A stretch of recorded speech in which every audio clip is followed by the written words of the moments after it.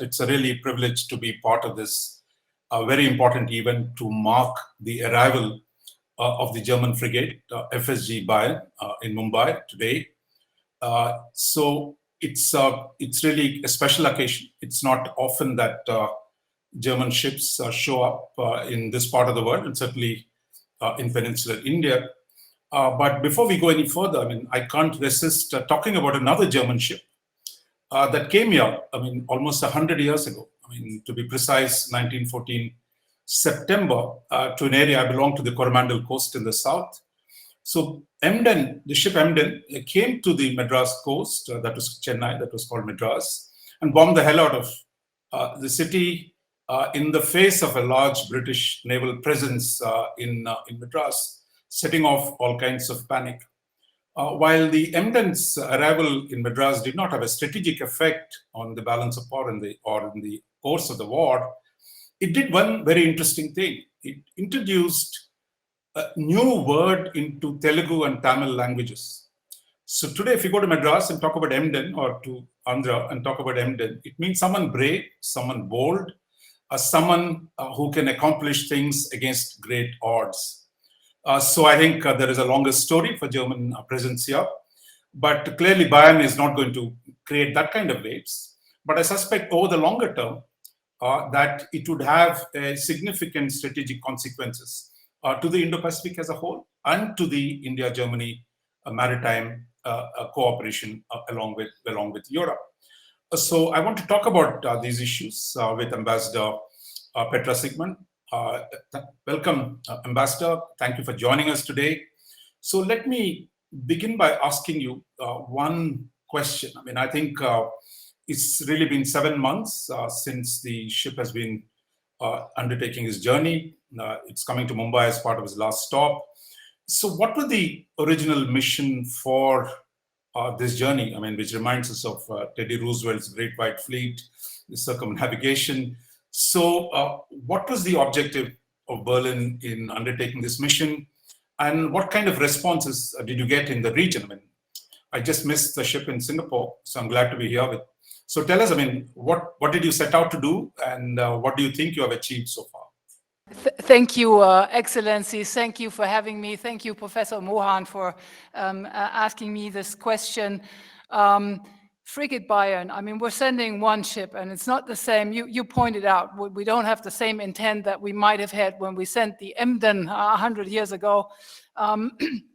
One frigate is not a military signal. It's not a defense signal. That was sometimes mistaken in the region. What do we want to signal by sending a German frigate? What we really want to signal is that it is in our national interest that peace, stability, and the rules-based international order in the Indo-Pacific is maintained.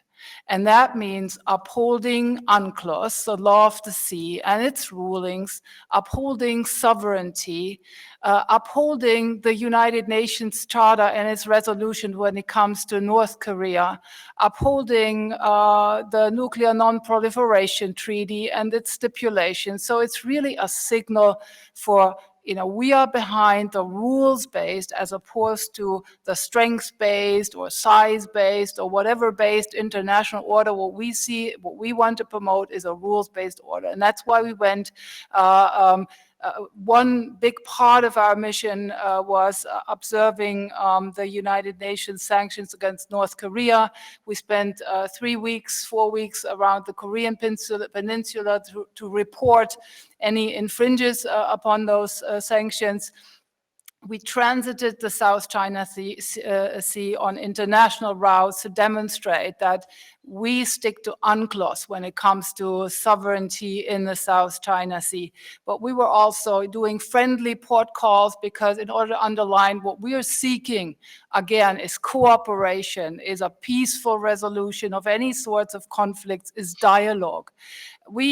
And again, the frigate is also, it underlines our commitment to upholding our guidelines to the Indo-Pacific, and it underlines that this is not a one time thing that we look towards the Indo-Pacific. We worked hard in the framework of our new Indo-Pacific policy to have get a new focus by the European Union on the Indo-Pacific. We were assisted by many member states like France, like the Netherlands, like others who said, yes, let's do it. Let's come up with a new European Indo-Pacific policy, which also it includes a new area of maritime interest in the Indo-Pacific, because we can all see we're so interconnected with your region. Whatever happens in the Indo-Pacific region is going to happen to us. It's going to have an effect on us. So we are here to stay in the Indo-Pacific. We're going to have a close eye on what is happening in the Indo-Pacific and be part of, peaceful solutions to whatever challenges there are in your region. Ambassador Sigmund, I mean, you said this is not a military signal, but is this a signal that Germany is now ready to play a larger role in the world? I mean, so far it's been, we believed, the general impression that Germany is reluctant to lead, Germany is a reluctant power. So is that a change? Is Germany ready to lead? I think so. We've exercised some leadership in when it came to, we needed to put the Indo-Pacific on the European map. We've been very focused over the past years, even decades, on the European neighborhood. That's where the challenges to Europe came from and come from, I have to say. But we are a global economic nation. We have global trade routes. Europe is a global actor, or is becoming a more and more global actor. And we see challenges to the rules-based order that are global in nature and that don't circumvent Europe. And in order to compete with these challenges, systemic challenges that we see to the world order, Europe needs to become a global actor. And that's also why we came up with the Indo-Pacific policy, but there are other stepping stones to that. We introduced Global Gateway, for example, this policy where we say, okay, if others are performing debt trap policies and tie infrastructure investments to political requirements, then the strength of our systemic rival is our weakness. If we want to counter this, we need to become stronger ourselves, and we need to work with partners, because Europe alone, it doesn't have the knowledge, it doesn't have the ties. So Global Gateway, again, is also another a stepping stone to more leadership that Europe, Germany is part of Europe, but we're behind this also. Europe needs to become a stronger, a more visible, a more determined global actor in order to defend this rules-based order that has profited us all well. We observe the same rules. We stand for openness, for peaceful resolution of conflict, for dialogue, for diplomatic activity. And we see that India is very much on the same page. So we want to partner with India, especially when it comes to connectivity, when it comes to diplomacy in your region, because the region in the Pacific needs sensible actors with diplomatic engagement, power, and India is a very good partner there. Ambassador, that's very reassuring for India. I think India knows the scale of challenge in Indo-Pacific is so large. We want all decks to the hand. So more of Europe is welcome in India and a partnership with Europe, because we simply don't want the Asian situation to be reduced to a US-China confrontation, that we need Europe to a strategically autonomous Europe, a Europe that takes on larger responsibilities would be very welcome for India. But I want to ask you a question. Bayern comes here at the middle of a serious military crisis in the heart of Europe.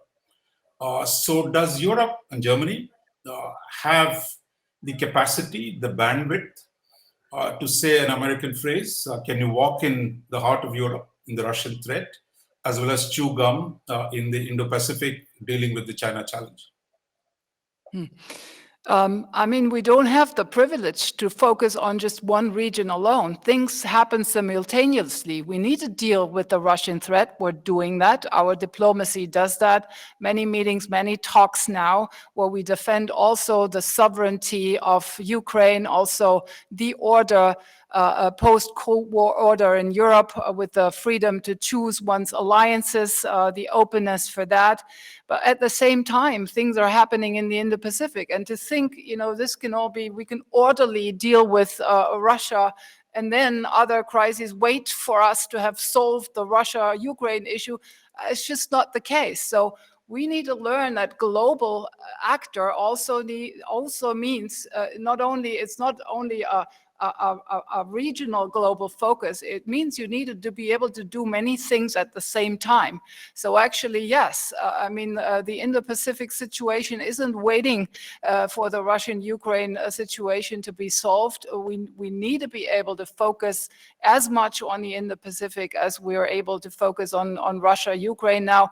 And luckily, in diplomacy, you only have one foreign minister, but you have others like our Vice Foreign Minister Lindner, we have state secretaries. So the whole diplomacy apparatus needs to be up to the challenges and needs to, that we all need to be able to play our part in tackling the many challenges. As Indian diplomacy also is, it's more than one actor that we can see. Yeah, Ambassador Sigmund, so you said, look, military is not the only issue here, that actually the challenges in the Indo-Pacific are not all military. There are a whole range of non-military challenges, the question of the health of the oceans, maritime security, capacity building. Many of these actually play very well to German strengths, besides the German resources in transforming infrastructure in this region through the Gateway Initiative. So given this, what are the specific priorities we think we can look at between India and Germany and India and Europe in the next few years as we look ahead for greater collaboration on Indo-Pacific? Really, I don't want to go into this much more now, but, as I said, we need sensible actors, sensible diplomacy to tackle the security situation, tackle the fact that we're close to an arms race in the Indo-Pacific region, and we need arms control, also transparency to prevent the situation from getting out of control. But I don't want to focus on this here. I want to talk about the economy a little bit, because to us, economic ties more and more become a geostrategic subject. We see, let's name it as it is. We see China very much creating and using economic dependencies for its political aims. It undermines sovereignty through the fact that there are so many financial, technological, economic dependencies on China's market. We see it in Europe as well. We see what's happening to Lithuania now with regard to their Taiwan representative office that they created. So really, in order to maintain one's sovereignty in the face of this type of action, we need to make sure that us, Europe, does not become overly dependent economically on China, but we need to make sure for our partners as well. Because if we want to uphold this rules-based order, we need partners. We can't act alone. We need to be able to forge majorities in the United Nations. We need to be all able to withstand, to attract also other partners to work with us. So it means, this not becoming overly dependent on China means we need to look at the situation of our partners. And that's where our free trade policy, economic policy comes in. It serves this geostrategic aim also to create alternatives for trade and investment. Today, 130 countries in the world, China is the biggest trading partner. I believe for India it's also the case. For the European Union it's also the case. For Germany it is the case. And that's good. It's a situation that is not easily to be changed, but still there should be more alternatives to do trade with.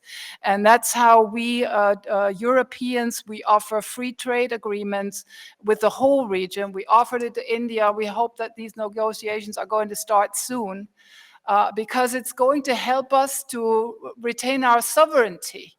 if we trade more with each other and create alternatives for trade. But we offered free trade agreements with a whole lot of other countries in Asia. We do have a couple of those already. So that's one big hope, that we move further with more, trade and investment, also for geostrategic reasons, also, of course, to profit from it bilaterally, because the potential of our economic relationship is far from, being reaped. There is so much more that we could do together, that Germany could do in India, with India, that India could do with and in Europe. So we need to tackle this one. Connectivity I talked about, it's important, at least that's our experience in Europe. Our well-being comes from the fact that we trade regionally within Europe. And the precondition for that is connectivity. So what we want to promote is Asian connectivity, so that Asia can do more amongst Asian nations. And we see very much, I think, eye to eye with India, that also has an initiative in that regard. And we think it would be worthwhile teaming up, because what are the most important projects, the best projects to be funded, and the most needed projects, and to work together here to provide basic connectivity, meaning transportation, digital, energy, in a sustainable way, of course. That's a very good area of cooperation where we need your experience, and we can come in with our finance to help out, and vice versa, by the way. And we don't need to limit this to Asia even. We see India active in Africa, in other parts of the world, and we would very much like to see more cooperation between Europe and India in this regard. My last point, and Permanent Secretary Shringla has mentioned this, is fighting climate change and the effects of climate change. That is so important. The effects of climate change needs constant attention, constant assistance. India very active on this, Germany, Europe as well. So that's a very good area. We want to get a habit of working together with India in the region, beyond the region, because we feel you follow the same foreign policy, you have the same prerogatives, the same thinking. So we think our partnership can really be expanded. Thank you, Ambassador. I think we've run out of time, and let me conclude by just pointing to three, takeaways from what you said. One, you touched on the central problem in the Indo-Pacific, the rise of China and its economic power and the interdependence it has created within the region and with Europe, and the use of this power interdependence for economic coercion. So I think we need to develop alternatives to prevent, one country, weaponizing interdependence to its advantage. So that brings me to the second point. I think you pointed out the many synergies between Germany and Europe on the one hand, and India, and that many complementarities that exist. So therefore, we need to find new ways of working together to take this forward. Finally, the third and the last point, that this German ship is just the beginning. It's not the end. It's not a flash in the pan like the Emden, and that we hope this is the beginning of a long, extended maritime romance between India and Germany.